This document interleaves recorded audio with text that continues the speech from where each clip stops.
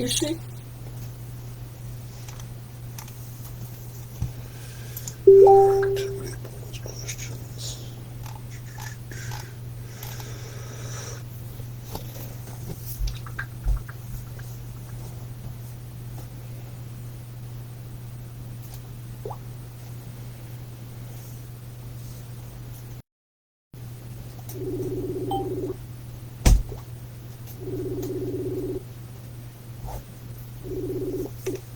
Hello?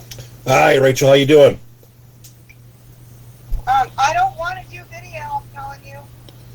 Okay. I said audio. You push the video button, Rachel. Okay, well, guess what? We're not doing video. I want to do audio. I understand that. You push video, not me. Okay, well, so what's happening is, hi, can you hear me? I can hear you. Okay, so Julia and I are here. Hi, Julie. How you doing? She'll be here in a second. She is in the restroom, and we're just we're freezing in this trailer. There is no heat, and I have no food, and let's have a thing where you ask questions because it'll work better that way. Okay, I just need to know who was there and what was going on. So, well, it's not a party. Julia came out to visit me to bring you food and water, and she's been here for several days. And here she is. She's here, and she's very much like family. To me, she's like an aunt or something to me, or a mother. She's very, very sweet, and brought me food and water, like I said, and she's just like going through all this with me, and we're talking and sharing ideas. What can I say, Ramsey? Ramsey, R-E. Ramsey. Yeah. hey, Julia. Nice to meet you. It's very nice to meet you, Ramsey. Thank you. So first of all, what I want to ask the two of you is, how did the two of you guys connect? Obviously, Julia, you are Paul Stanley's sister, and Rachel, you are Ace Frehley's ex of 12 years. Correct. Yes. So how did we meet? You contacted me via... Didn't you contact me? No. I wrote... I think I contacted her. She got back to me, and we got on. We got along. Yeah. No. We started talking all the time. Yeah, and it was very natural. It seemed like we've known each other. It's really weird because she really is a lot like my mother. A lot like my mother. She's got a lot of the same, she's got the same taste in music as my mother. She's the same age as my mother would have been about, there. And it's neat. It's like talking to someone, I don't have any living relatives on my mother's side anymore. I have a couple of cousins that are far away. But, so I have Julia to talk to, and it's neat because she's got like the same, interests and stuff. It's far out. We're two women who are going through similar experiences, similar situations, and we just connected. We materialized out of the ozone, and we just hooked up, and it's been very rewarding for both of us, very wonderful. So it's a real blessing for Thanksgiving. Well, that's awesome. I'm glad the two of you connected. We don't have any food or anything, so we're happy to have each other. Now, Rachel, all the time that you were with Ace, you never met Julie beforehand, but I know he's mentioned her to you in the past. Is that right? No, I've heard things that Paul's abusive to her. I've heard all that business. I've read Paul Stanley's book out loud when he wrote it. Ace wrote his book, and we know how successful Ace's book was, right?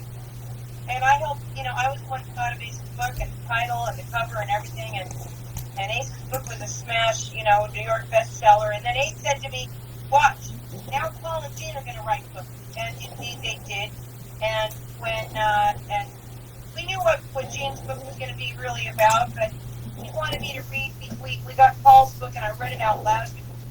And Ace said, fucking lies. Paul fucking lies. All bullshit. And so Julia agrees with me that yes, it is. I'm just, so we talk and share about different, we're both being abused by the same fucking corporation, really, I mean, that's what it is. Yeah, I've been shaded, so to speak, for a long time. And I knew that my brother was abusive toward me, but I never imagined that this abuse extended to other people. I had no idea because I've been isolated, living in obscurity, which has been fine. I have not sought the limelight. I was content to live on my own. But recently, as you probably know, my beautiful father passed away. He was 102. I'm sorry to hear that. And yes, it was, it's sad. I still need to grieve him. I will lay flowers in a chapel for him and talk to him because I miss him a lot. But I wasn't allowed to go and visit him in person because I'm anti-vax. I'm not vaccinated. I think it's bullshit. And it's certainly not effective. It's bullshit, government. Your brother just got COVID. I'm sorry? I said your brother just had COVID. That's correct. So did she. We're not fired. No. We don't want to get too heavy on that. So I didn't go see my dad, but I spoke with him every day. I told him I loved him. I told him I was crazy about him. And he smiled and laughed. And we had a very warm relationship. My dad loved me, was an advocate, was very supportive. My brother accused me, aside from not informing me, another thing that he did was accuse me of trying to rip my father off and saying that I had drained my father's bank account, which is total bullshit. My father did buy me a hot tub because I'm a 72-year-old woman and I have Parkinson's, and he was concerned about me and wanted me to have the benefit of a therapeutic hot tub. I didn't mean to harm him. I didn't think that he was being harmed in any way or anybody was being deprived of money because of me. But at any rate, That should be a father doing a sweet thing for his daughter, period. Totally. And it isn't any of anyone's business in the world. Totally. So that was really nasty. At any rate, what happened was I just had it up to here, Lindsay. It was just a cumulative thing that had been going on for a long time. And I lashed out at my brother publicly. And I said that he was an opportunistic, self-serving bastard. And he retaliated by getting Mark Zuckerberg to block me on Facebook. They hacked my account, and they isolated me again. And that's the story. But neither Rachel nor I are going to be silenced or intimidated. I have had it up to here, and I am going to speak my mind, to speak my truth. My brother also, a lot of his followers think that he's been giving me voluminous amounts of money, which is not the case. And after this public comment that I made, he has reduced my monthly allowance, so to speak, to $400 a month for me to live on, which is not enough for me to eat. So that's his passive aggressive Bills, not to mention doctor bills and stuff. Yeah. It's just Chunking. it's ugly, and it's ugly. It's abuse. And the truth is, he also says that I have never worked. I am a Vietnam-era veteran of 3 years with an honorable discharge, with several commendations for meritorious service. I worked in personnel. I worked for a magazine. I worked in construction. I worked as a waitress. I worked as a cab driver. I have always worked. I have never been on the dole with my brother. So the whole thing is a misrepresentation, to say the least. And I'm going to correct this, Ramsey, in my own version of what happened. Okay. Yeah. Now, let me ask you this, if you don't mind me. The $400, where does that money come from? Does that come from Paul, or is that a trust set up from your father? Or? From Paul. Okay. $400 a month. And what was what was the amount before he reduced it down to 400? I think it was 2,000, but I had to pay my bills after that. He's now assumed payment of my bills, and he's giving me $400 a month for food, for everything else. And how long has he been doing that for? A month or so. He's also punishing her for talking to me. God forbid. Have you spoken with Paul since your father's passing, or when was the last time you guys spoke? I have not spoken with him, Ramsey, in years. Well, He performed on Messenger. You showed me a... Oh, he communicated with me, accusing me of being a grifter, and I should be ashamed of myself, and all of this. So that's the communication that we've had. Aside from that, I haven't communicated with him in years. I attended his concert in Albuquerque last time he performed there, and I was very affectionate with Doc and everyone. It seemed like everything was okay, but I never heard from him after that, and I haven't heard from him since, until recently. I haven't spoken with him in years. And how was your relationship growing up? I mean, have you guys always had a rift between the two of you, or? Well,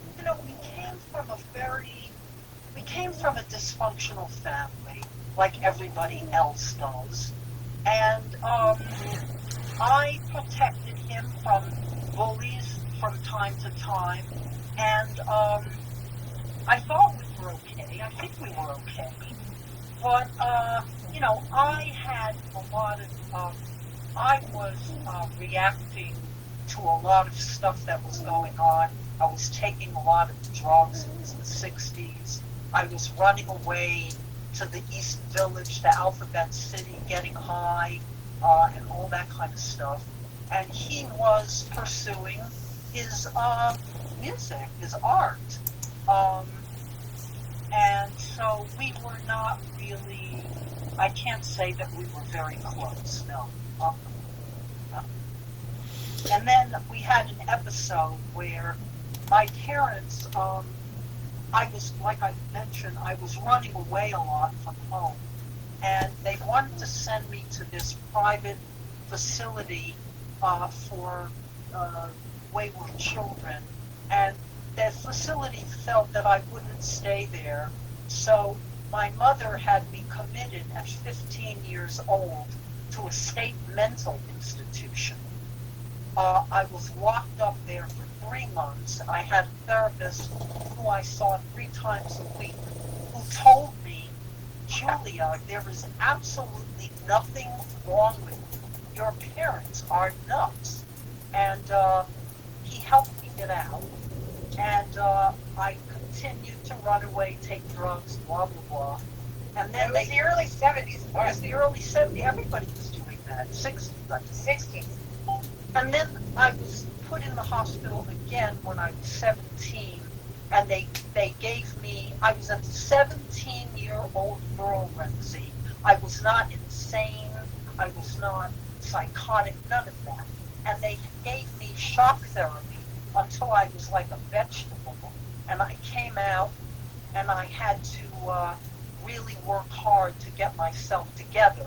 When I got home, my brother started teasing me which he liked to, teasing me, and I exploded because I was frustrated and miserable, and I went after him with a hammer.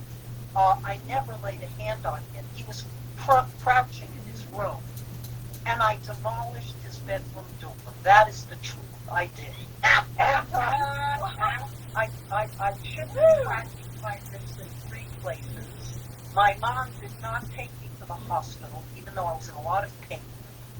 And I don't know if he ever forgave me for that. That was 55 years ago. I know he was terrified, and it was very traumatic, but that's what happened, honestly and truthfully. Well, he didn't get shock treatments. No. And now, with you and Rachel connecting, has anybody reached out and told you to stay away from Rachel? I know there's a lot of controversy going on with Rachel and the members of KISS. Well, KISS hired a guy who was supposedly a victim's advocate that was representing her, who obviously was a plant. And he was threatening to me and said that I was interfering in the case, and he found our relationship, mother-daughter relationship, disturbing. That kind of shit. Just because we said that we felt like family, like that she was very much like my mother, and that was nice. And it's like she brought me a banana cream pie. I was starving. I mean, that was just totally something my mother would have done. It was very, very sweet. And he didn't, for him to say that was very weird. But that's the only... But, big deal. Yeah. We can handle it. Absolutely.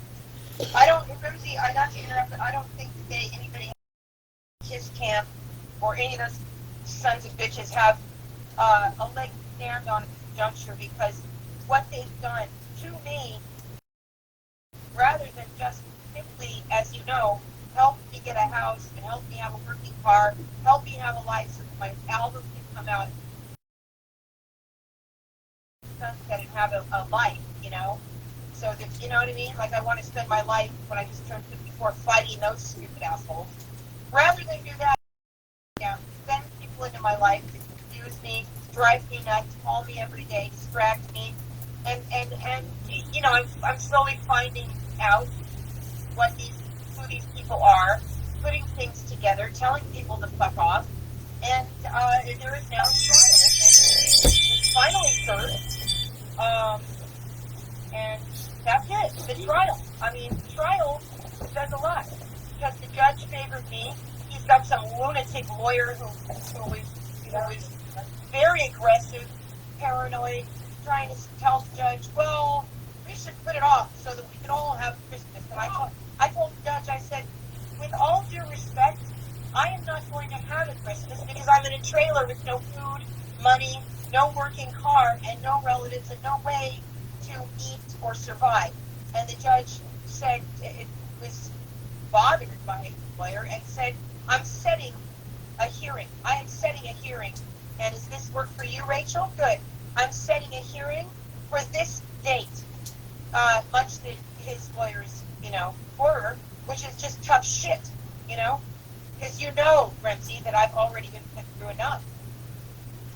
Yeah, that's true. I mean, you've been put through a lot, so it's it gets crazy out there the way things keep on going for you. And also, Ramsey, that I am, you're much like Julia. Neither of us are asking for Lamborghinis and half of LA. I'm asking for a couple of houses out in the desert.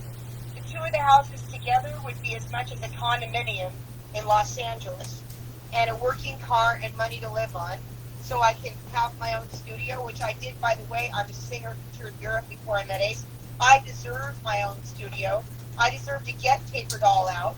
I deserve, Ace should give me that, and he should have given me that a long time ago, but my life was devoted to only him and helping him. And so I do deserve the houses out in the desert that are like ridiculous, like, $300,000, which is like a couple nights in Vegas for Ace. Both houses cost about the same. And it's where I believe I can heal myself naturally. I want to start a natural retreat for abused women in the industry that doesn't have anything to do with religion or seminars or any bullshit like that. It's something natural for women to go to and feel safe and celebrate and sing and dance. I'd like to do dance classes as well. And Julia would like to be able to just stretch in her life, have things taken care of as far as medical, food, not have to worry about the obvious, and have means to do a little traveling and have a place by the beach so she can take in the ocean and do things that will help and heal with her going through Parkinson's, which is very painful for her, and she's been able to relax with me here in this little trailer, as weird as it is. It's weird out here and scary, but you know what? We're getting, we're helping each other, we're not stupid women, far from it. Now, There are also things that I want to do for other people. I want to help other people. And I want to get the support that I need to be able to do that. We both want to help other people, and I think that's their worst nightmare. Me having a natural retreat for women that are abused by powerful men in the industry, and her helping people in other countries and stuff like that. I think that is their worst nightmare, that they don't want any of their money going toward. And that's just tough shit, because as a sister, she's paid her dues. As a wife, I've certainly paid more dues than any other wife would with Ace. I've loved him very much. I still love him. But, I was with him 24 hours a day, bathing him, holding him, traveling with him, doing everything, helping him think of career moves. We deserve to do what we would like to do, and we're not asking for something that's out of control, unreasonable. Now, Julia, the home that you're living in now, do you own that, or does Paul own the home? No, I own the home. Well, the bank owns the home. But it's a home that I bought with my partner and who passed away 2.5 years ago. And I'm living in that home with our 3 dogs. I owe approximately $90,000 on it. And that's the situation. And right now, Paul's taking care of the mortgage, electricity, things like that? Yes. Okay. Yes, he is. Tell him about the accountant calling conveniently when you were here. Oh, tell me, remind me, Rachel. Linda, Yes. and acting like she gave a shit. Oh, yeah. She called me, his accountant called me pretending that, she just wanted to check up and make sure that I was all right, and that she was very detail-oriented. She wanted to make sure that she had the records correct. Because I receive medical benefits from the veterans because I'm a veteran. And, was I receiving benefits? Am I on disability? I said, Linda, I am not I don't have any service-related disabilities. So no, I'm not.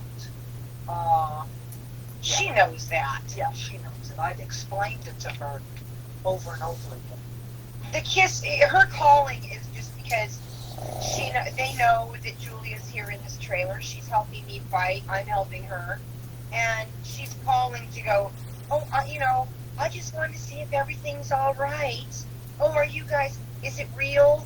Are you really there out at the trailer in the middle of the desert by the highway with Rachel? And,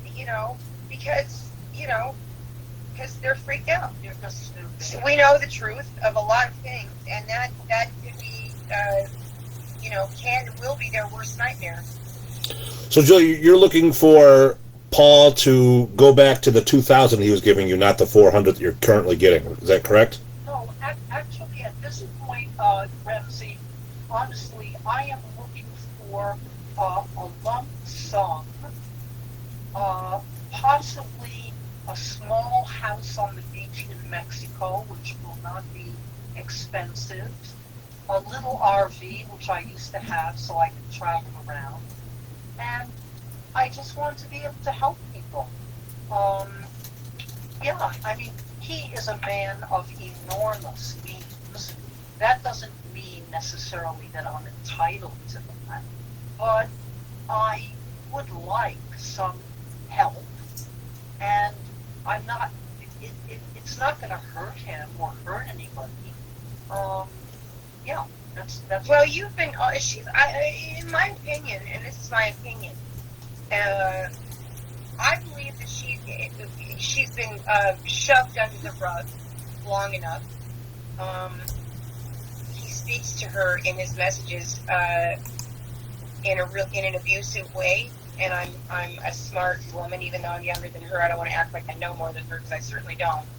I love her very much already, and like family. But I believe she's put up with that for a long. She's a brilliant woman who's done all kinds of things and been all over the place, and can do so many things. And he has acted like she doesn't exist for a long time. And I think it's time that he, help her. She has Parkinson's, and I would like, and she wants to live and do some things while she can do them.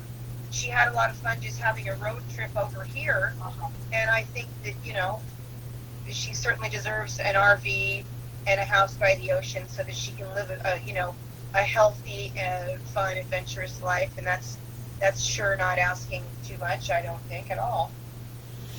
Now, let me ask you this, Rachel. If it came about where you can get something similar, where Ace was paying for your living accommodations and your bills and giving you some kind of money, would you be happy with that? The same kind of setup Julia has? Well, yeah, my situation is different in the way that I spent 12 years with Ace inseparably, and I've contributed quite a bit to his career, to the point where, from the very, very get-go, from his wardrobe to every career move, to him dedicating songs to me literally outright writing songs for and about him, for him, traveling, even when my doctor told him one time, look, she's completely exhausted, I would like her to stay home. He agreed. When we got in the car, he cried and screamed and said, I want you going with me, or I'm going to cancel the tour. I didn't get a break, and I loved him so much that that's okay. When you love someone and you don't know, I didn't know about the fraud. I didn't know about the fraudulent banking, kind of the lying and all this. I really just adored him and loved him. And I know that Ace loved me in his own way, too. He loved me very much. Even if, Ace does have a very human side to him. I'm not going to say he doesn't. But the person that rules Ace is Gene Simmons. So from the get-go, Gene Simmons was also stalking me. I don't want to tell my whole entire story right now. I've got all kinds of things coming out. But, raping me in my own house, and then out of nowhere with no fight or anything, Ace having a bodyguard threaten my life. And then all during COVID, all the horrible things that have happened to me.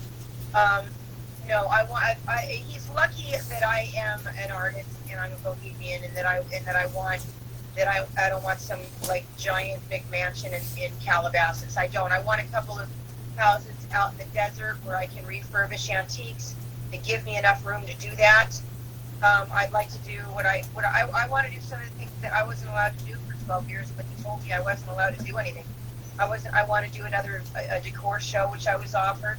I want to do dance classes, like Isadora Duncan dance classes. I want to get Paper Doll out and have my own studio, which, I deserve to have my own studio. He took my microphones that he bought, which was just a creepy thing to do when he's got hundreds of them. He basically just said, you get nothing and you're out, and he threatened, your life's going to become very difficult from now on. And then I was threatened by Barry Mallon. The rape by Gene they're shoving it under the carpet. I've been through hell and back, and I'm still in it, still receiving death threats.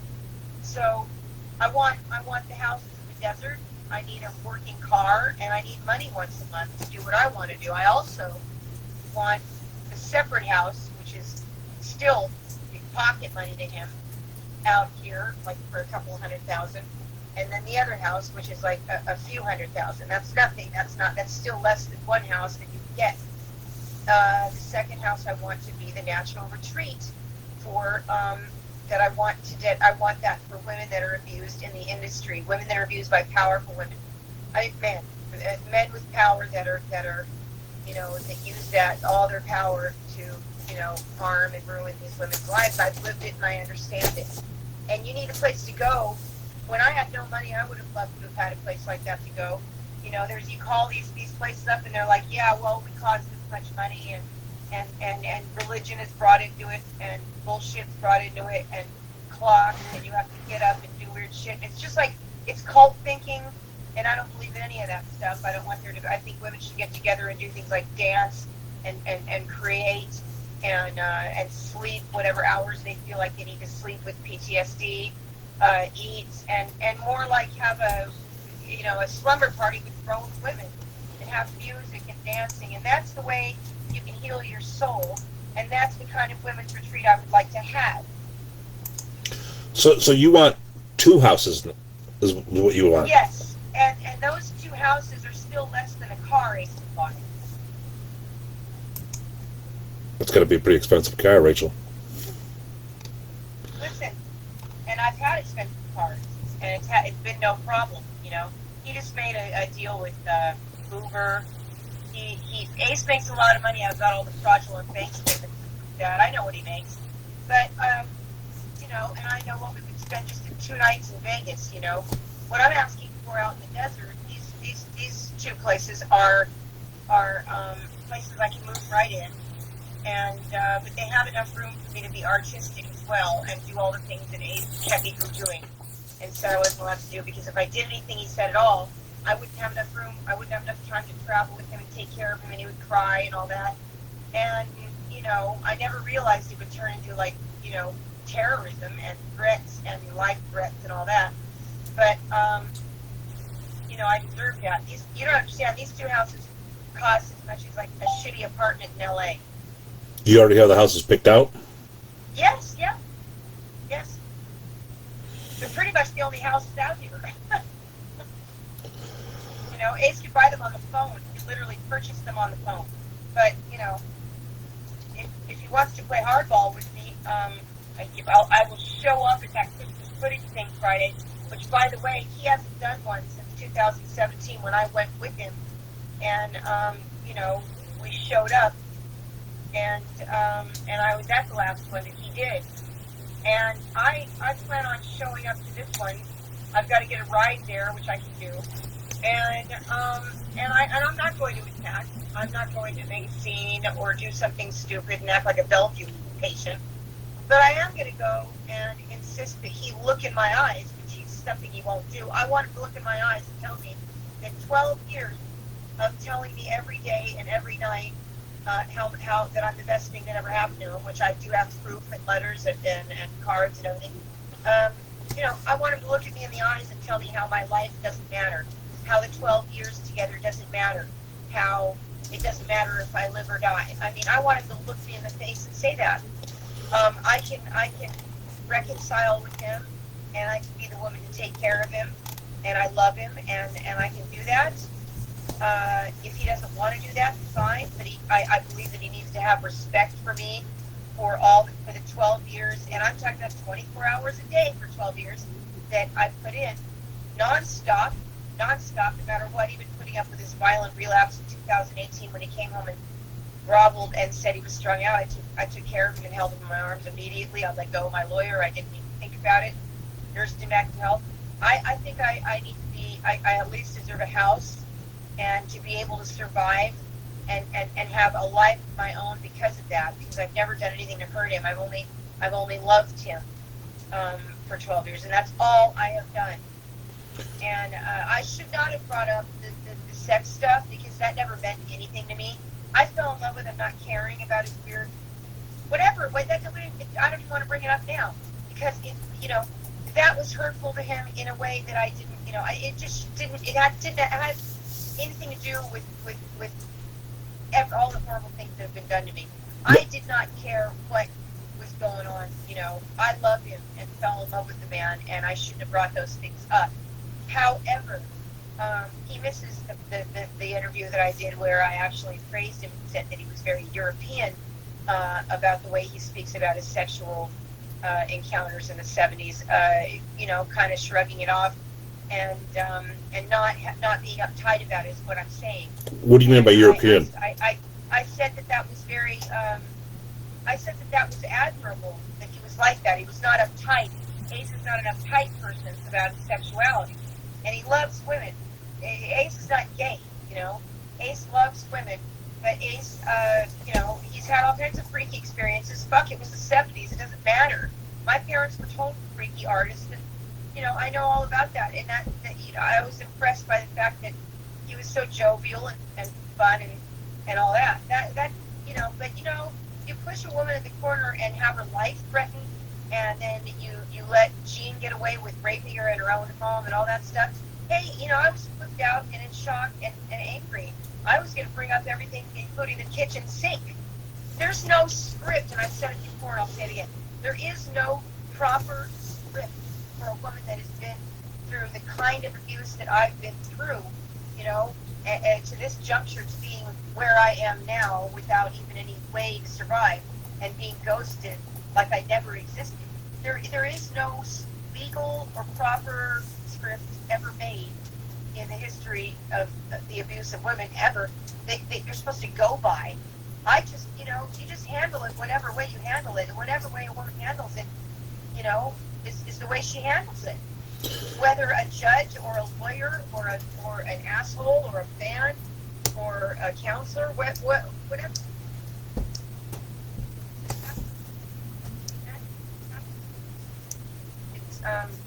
There's no script. You deal with it whatever way you feel like you can get through and deal with it yourself to survive. Now, Rachel, you mentioned how you regret saying the sex stuff about Ace. I do. Yeah. I'm assuming there's got to be a lot of things. It never was something where I fell in love with badly with Ace and I didn't care about that. Now, I'm assuming there's got to be a lot of things that you regret saying in the past. I mean, you brought up a lot of different stuff about different members of KISS, and one of the times we spoke, you brought up even stuff about. I don't. There's not a lot of things I regret. No, I said I regret that. I'm talking about the time you brought up the stuff that Ace said about Paul and Julia. Well, Julia's here with me. Julia and I have been talking and bonding and being two women that are putting our poker hands out and talking. And, I happen to believe what Julia tells me, what she says. That's been something that's been told to me. It's been something that's been told to me many, many times, and people have thrown in the air, and Ace told me so many times. It's ridiculous. But, that's also something that I'm not putting her on any kind of witness stand. I love her, and I realize she was abused, but I'm not. That's her thing. If it happened, that's for her to discuss. If it didn't, that's for her to discuss. The stuff that Paul did to Ace, I don't take back because other men have come to me saying very, very similar things, and also that they have witnessed things being done in the KISS, circle to men, to Ace, to them themselves. So I don't take back the other things I say at all. What are you talking about with the things that Paul's done to Ace? But you know what I said, that Ace would wake up and certain things were going on, and then he ended up rooming with Jean. Look, but there's a lot of drugs going on and craziness.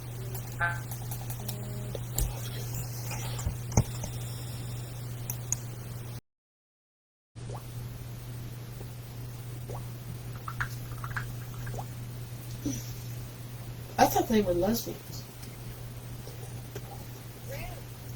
Sorry about that, Rachel. I don't know what happened there.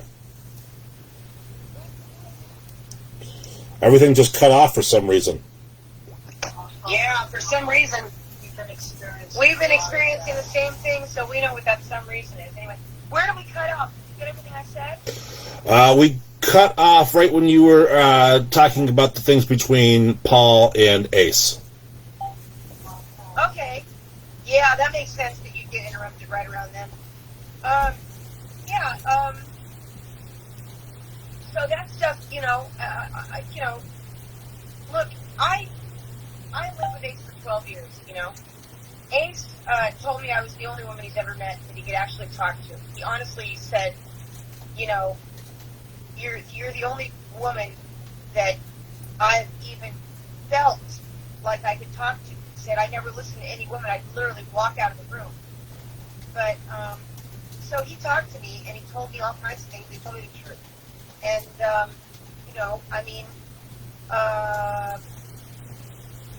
did you get the stuff I said about the book? No. Okay. Well, I got into that, too, about how, I encouraged the book, and I thought that he wrote everything, he wrote things in his book, and I mentioned the fact that I was proud. He wanted me to be the ghostwriter for his book because he was original ghostwriter, didn't know enough about the era or about music, especially the Bahamas. And I thought of the book, like I said, I said, why don't you write a book called No Regrets? He agreed. We went to the Bahamas, and he said he wanted me to be the ghostwriter, and I said I couldn't do that I could help him with certain things. But I said I encourage you, just write it from, you've got to make it sound, you don't need a ghostwriter. You need to write it, in your own words, and your fans, if you don't write it in your own words, your fans are they'll see through that, and it won't be as good. I said, even if your diction and your spelling or whatever is off, it doesn't matter. What matters is that you tell your story the way it is, and your fans know that you wrote it. Being someone who reads biographies, that's appreciated, and you can always tell when someone's got a phony, biography that they had some cornball ghostwriter write, and I give him the credit for writing everything and telling all that stuff. But no, I'm not. Ace is he's very truthful about things. He told me things for 12 years. He was very, we were together 24 hours a day, and we traveled together, and he told me everything, and he could have been told something that wasn't true. I mean, everybody is sometimes, but this stuff about Paul and certain other things. I've had a lot of guides, women and guides, contact me, telling me some similar things. I think I was telling you about that. Similar things and sexual abuse, and bribery and manipulation and stuff to that Kiss and Paul has interfered in, to try to help someone with their up and coming band, etc., and sexual favors and shit like that. And that's not. It's not like they invented that, is it? That's been going on in the entertainment industry since the 1920s. So they didn't invent it. It happened, and So I don't take back those things I said. No. So now, with you and Julia together here, this is a question for Julia here is... as long as you don't make her feel uncomfortable, and that I won't stand for. What I was going to say is that... She's been through enough. Jesus. Rachel, in a past interview, Rachel mentioned there was some abuse that went on between Paul and you, Julia. Is any of that true? Besides the incident with the him giving you a hard time when you got out of the mental institution. I mean, Rachel in the death. I'm sure she talked to you about this, so I don't want to push it to anything. But I'm just curious if there was any facts to any of this. Well, I just want to say that I never had sexual intercourse with my brother. I certainly never gave birth to his child, which I've been questioned about numerous times. That is outrageous, and I'm not sure who initiated that rumor, but maybe incorrectly. I'm assuming that was initiated by my brother in order to appear as an exotic sort of rock star. But that, in fact, never happened. He did try to seduce me, but I did not allow that. The abuse was more of a psychological type of abuse, a kind of disdain, a disrespect, lack of acknowledgement, that kind of thing, which is very painful. And so that is the kind of abuse that I will acknowledge. But as far as sexual abuse, he did try to fondle me. And what age was that? Oh gosh, when I was a teenager, old enough to know, a teenager, I would say, he was performing at a club on Queens Boulevard, Queens, and I was sleeping on a pull-out sofa in the living room. He had a bedroom, his own bedroom, and my parents had their own bedroom. I slept in the living room. And I would come home, I guess, fairly late, and so would he from the club, and he would try to fondle my breasts, and I would not allow that. So that's the extent of the sexual, physical abuse. It was, like I said, more a kind of emotional, psychological that I experienced throughout our lives. Yeah. Being rude and mean to me, treating me badly in front of his girlfriends, for example. Or punishing you for what he did. Yeah. Slandering, saying nasty things about me. I noticed that people would behave strangely around me, like I was some sort of weirdo. And I couldn't understand why. But I came to understand that he had been saying very unflattering things about me to them. I remember once when he was dating Cher's sister, Georgianne, and he brought her over to my parents' house where I was visiting, maybe living, no, probably not living, visiting. And she seemed so uncomfortable and so frightened, and I couldn't understand why, but I do understand now. And that is wrong. It's terrible to do that to someone.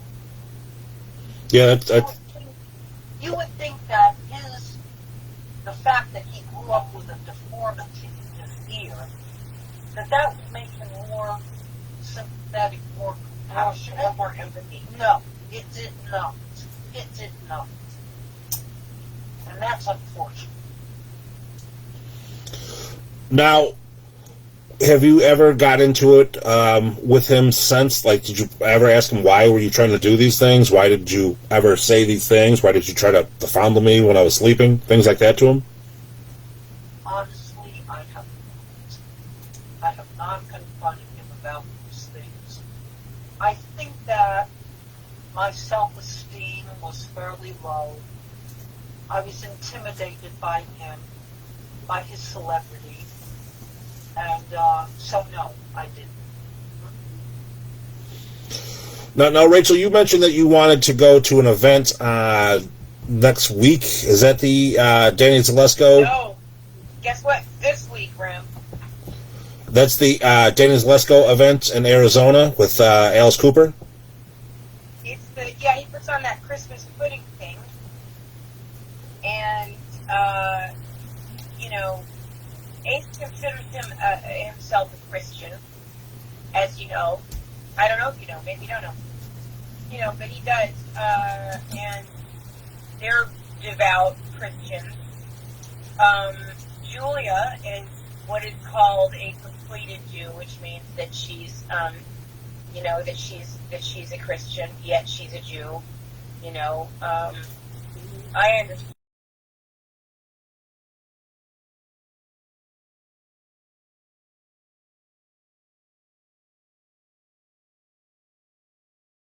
Also Buddhism and all that stuff. She's so much like them.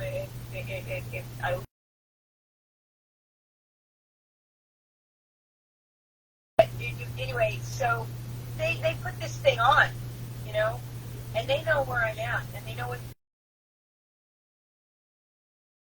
the Christmas pudding thing since I went with him, and I love Alice and Cheryl, and they've been very, you know, they're very sweet people. We toured with them. And the last Christmas pudding, I was there, and it was a lot of fun. Ed Ritter was there. It was wonderful. We got to meet him. It was cool. I met him as a kid at a party at my mom's house in New Orleans. But, I mean, I was like a freak. But, yeah, I met him there, and it was a lot of fun. So they're doing that. How can they do that? And, you know, I certainly, you know, I don't know. If perhaps he's going to get a hold of me and help me, and he'll be very close. But if they didn't, how could he call himself a Christian? How could anyone call themselves Christians? How could the Coopers call themselves Christians? If I was with AIDS for 12 years down the road on the highway in a trailer with no way to live, and they're celebrating this you know, Christmas pudding thing. So I've decided, since Ace is there's a trial and his lawyer is saying, oh, Ace denies every single thing. I've been, you know, I mean, you know, I forget like terminology and stuff. So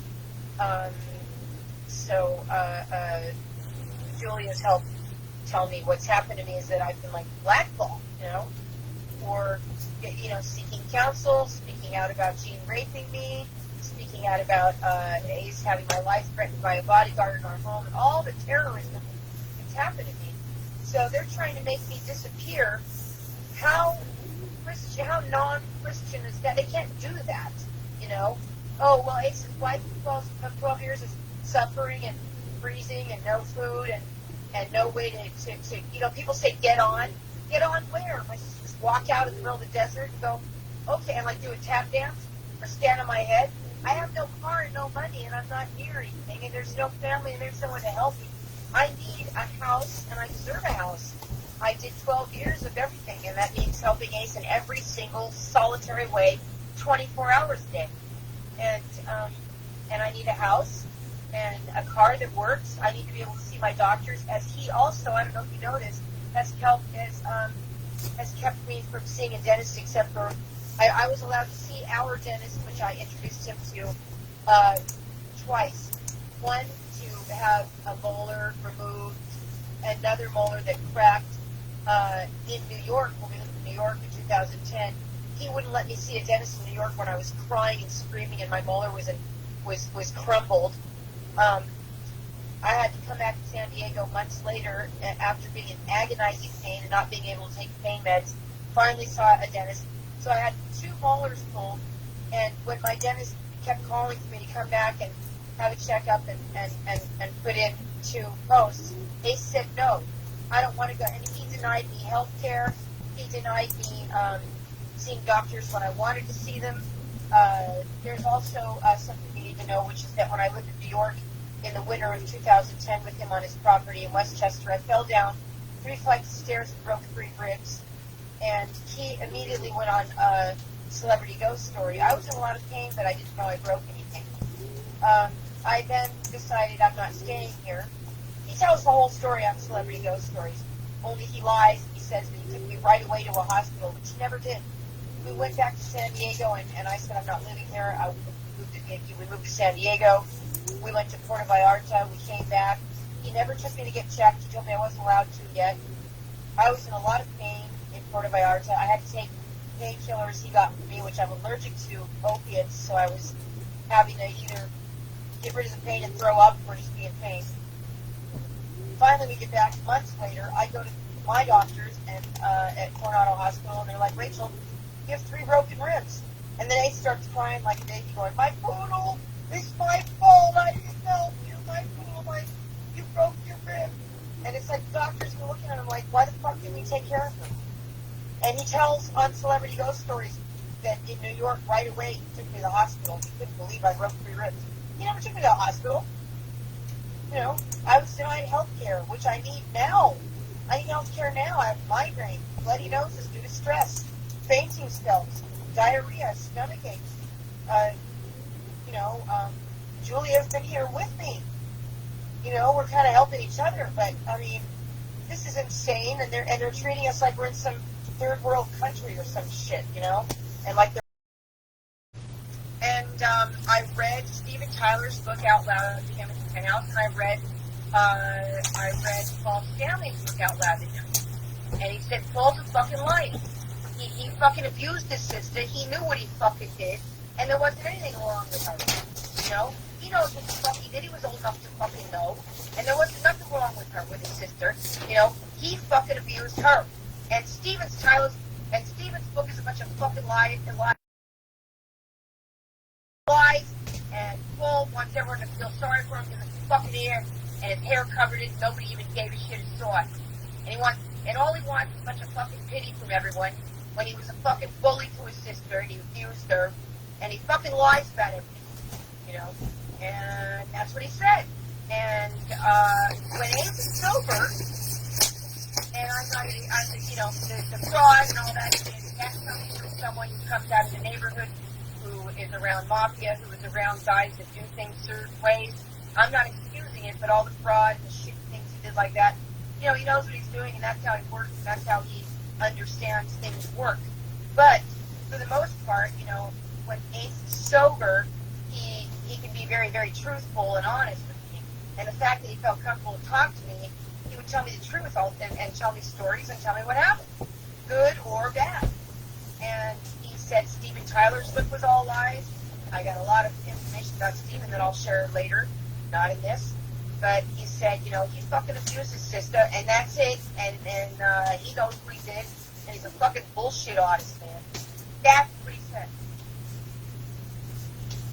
Because his fucking ear bullshit. Nobody even saw his fucking ear.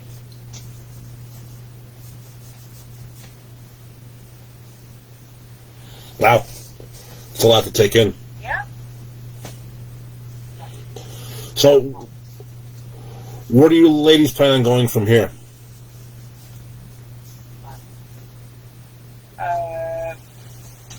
We're putting out that we're talking to people. We're talking to lawyers.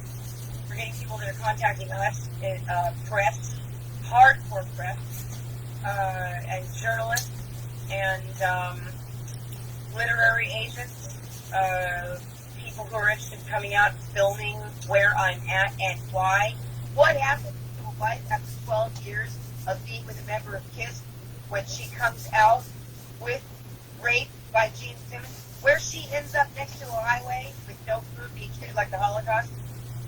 People reaching out to both of us, and all we're doing is helping each other and supporting each other and trying to eat, trying to get enough sleep, and trying to think about what we're going to do next and what we want to make and who we believe and who we don't, who's smart enough to take our stories on.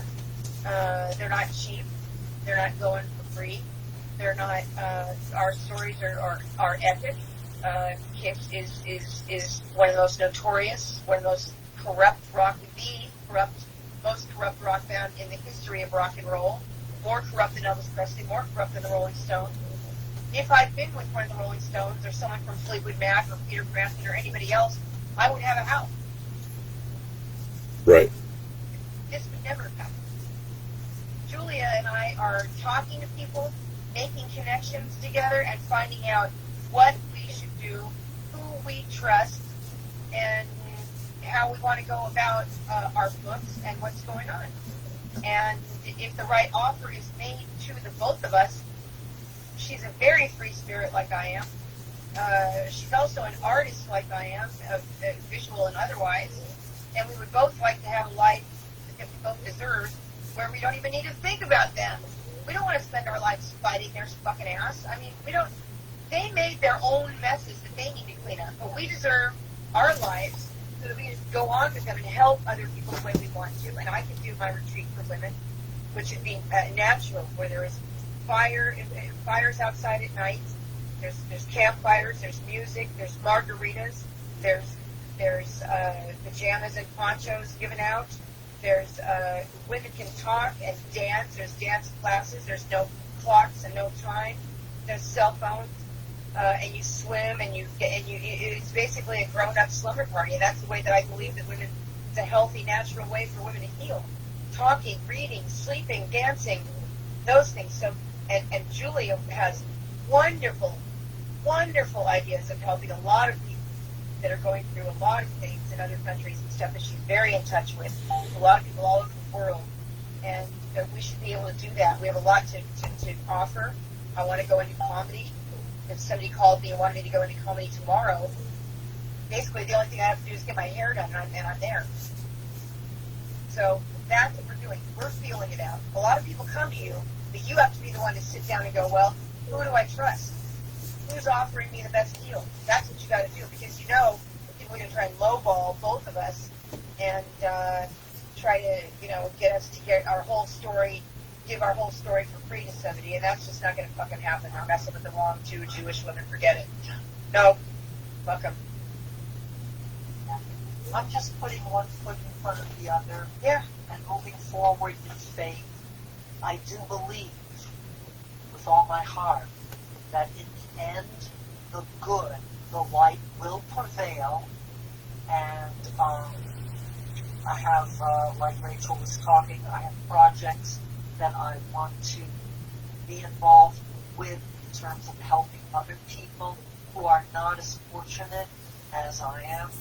I want to write my book. I have an agent. I have someone who's helping me write. And I have songs that I wrote a number of years ago that Rachel seems to think have merit. Oh, God.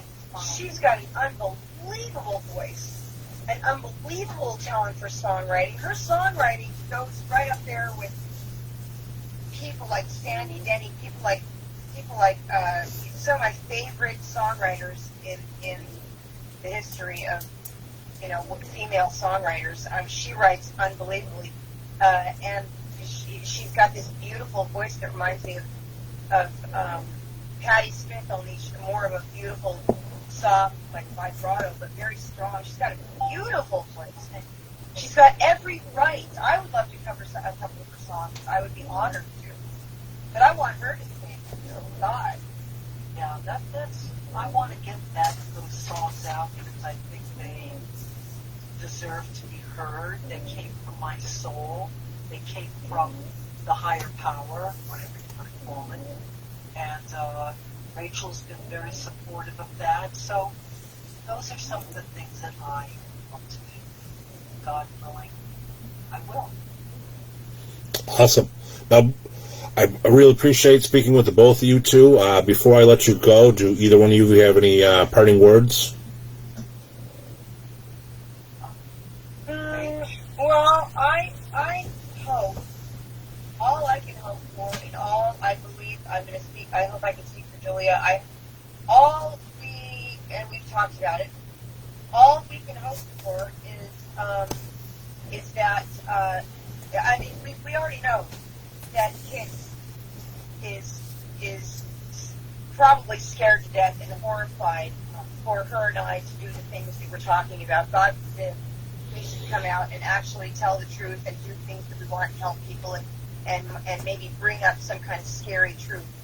But the thing that we're hoping for is to be able to do the things that we're talking about, be able to have our lives after what she's been through and what I've been through, but also to give strength to hundreds of women and men who have contacted us that are scared, that have been bullied, and they're scared by Kiss.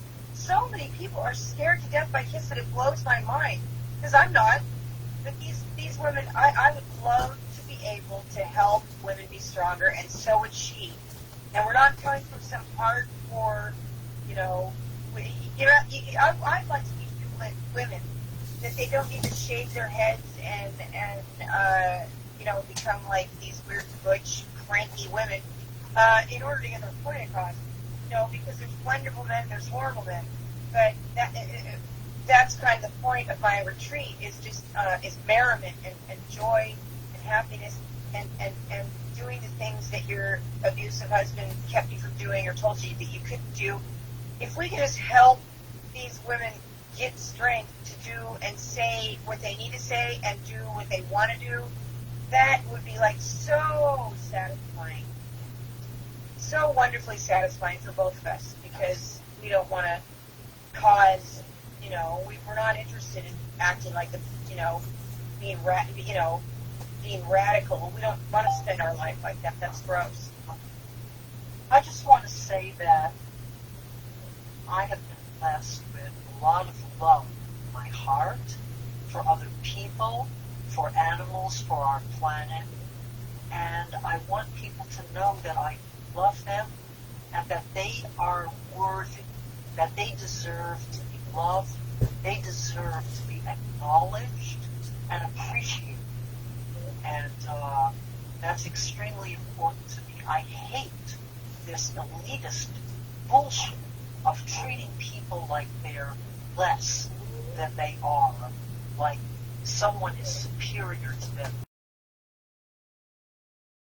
Just as good as anybody else, and they have just as much of a right to manifest their gifts. That's what I hope for. Well, ladies, Yeah. thank you very much for speaking. And I wish you girls the best of luck going forward, and have a happy Thanksgiving. You too. Good. It was a good interview. Thanks, Graham. All right, thank you guys. You take care of yourselves. Okay, you too. Goodbye.